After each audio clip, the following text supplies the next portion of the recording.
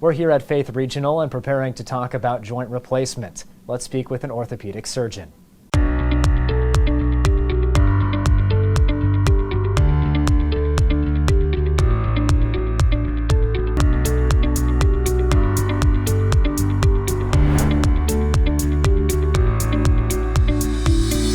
I'm here with Dr. Michael Woodbury, an orthopedic surgeon with Faith Regional Physician Services.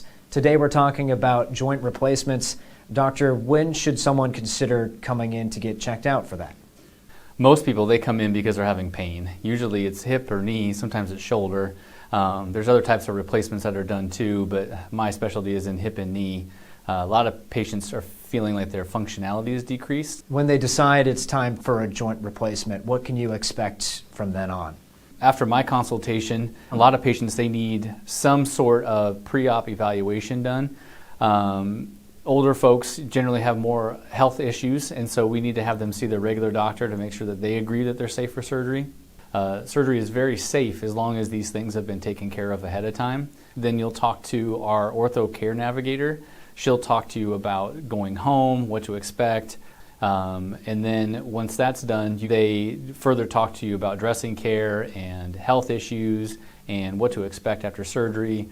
By then, you're meeting with the anesthesia team. And then once that's done, then it's just rehabilitation. And what does that look like? You do the surgery and then recovery starts. What do typical patients see on that side? Generally, you'll see me about 2 weeks after surgery. We'll take another set of x-rays of either knee or hip to find out and make sure that everything is exactly as we expect it to be. We do a wound check at that point, and then we see you back here about the 6-week mark to make sure you're doing okay. Immediately after surgery, you're with physical therapy, and that's pretty much who you see all the time.